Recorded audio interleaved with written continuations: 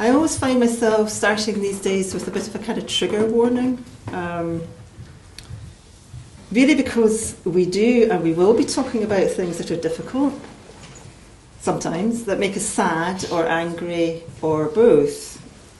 Because that is the reality of all of our lives, some of the time. I'm emphasising the some because it's important to remember it's only some of the time, not all of it, and it doesn't have to be the main part of what our lives are about. So I'd like to read something to you. Some of you all know this already. In 1978, Mary Baroness Warnock chaired a UK government review of special educational needs that resulted in what was known as the Warnock Report. That report was used to underpin an agenda of mainstreaming in education. Almost 30 years later, in 2006, she said, I quote, "For a child with Asperger's, the transition from primary to secondary school may be traumatic, even catastrophic. Such a child may no longer even pretend to keep up, feeling defeated by the inevitable demands of the school environment, the bustle and clamour, the pushing and shoving, the rushing from one classroom to another, the need to top speed whatever the activity, the teachers who are different every hour of the day, and many of whom are in the school only temporarily. Some of these horrors can be mitigated to such children if they have a personal assistant, but it is unlikely that any school can provide the level of assistance they need all day and every day. Moreover, excessive reliance on assistance can present its own problems, not least feelings of dependency and inferiority. The tragic result is that some children with autistic difficulties is trauma. I am convinced that for such children and those with ADHD and other problems, what is needed is a mixture of care and small class teaching in the environment of a small school. Without such an environment, education will be impossible. They will constantly be too anxious and miserable to learn. They may begin to refuse school. They may become self-destructive or suicidal. They may be induced to stay at school only by antidepressant drugs. For such children, inclusion is a nightmare." Does it sound familiar? That's the end of the quote. So, why am I reading you this? That nightmare impacts not just on the here and now, but the ability to access the education we take for granted. It impacts on the individual's self-identity, their self-esteem, the decisions they make, their whole life trajectories, who they are as adults. So this is an issue for all of us. So what I do want to say, it's going to get more positive from now on, what I do want to say is to all the autistic girls, young women, adult women here today, well done. You're doing brilliantly under very difficult circumstances, and you're here today. So Mary Warnock went on to say, if they are to flourish and benefit from education, they need a relatively protected environment of a small or smaller special school. They need it is not really enough to say that the mainstream schools must so change as to accommodate them. And I think this is a really important point.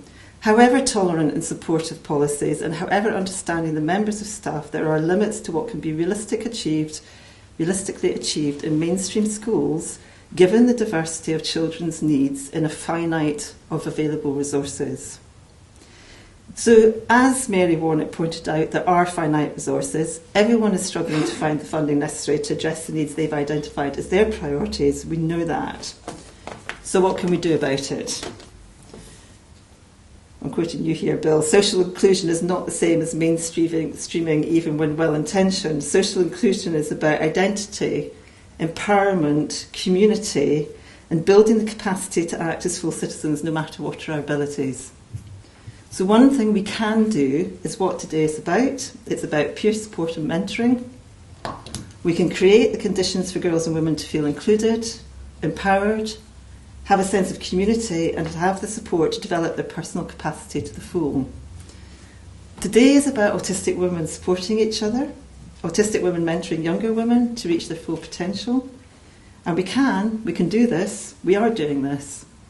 Every month through Swan meetups and via our online forums, autistic women exchange experiences, insights, comfort and support each other, and share our achievements and celebrations too. So today is for you, autistic girls and women, and everyone else is here to support you. This is your day.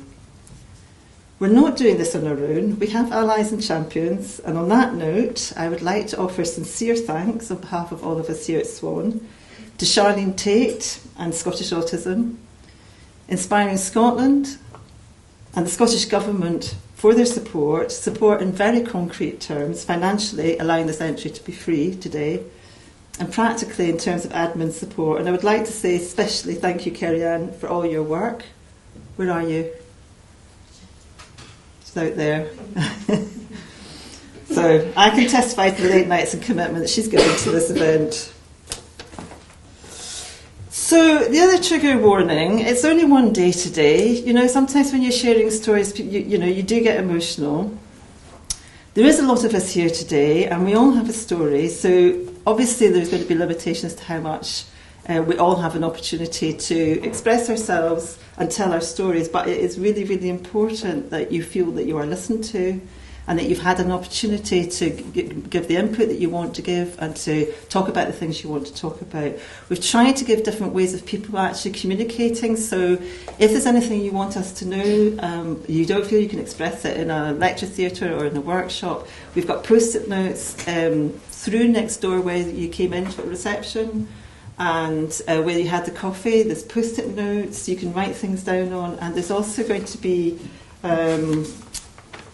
it's a wall where you can actually post up post-it notes making comments about a series. So we've got 5 different subject headings. So the subject headings are communication and social interaction, emotional regulation, daily living skills, sexual health and relationships, and anything else that you want to say.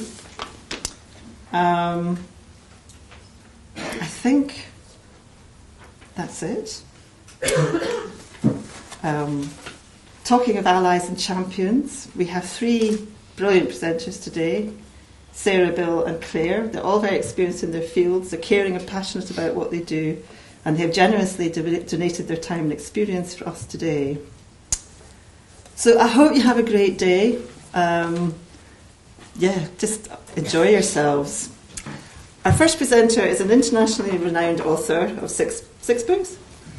And a cookery book. And a cookery book. She's a trainer and presenter. She's someone I'm extremely proud to call a peer and a friend, and I'm delighted to introduce the inimitable Sarah Hendricks. And I managed to say it.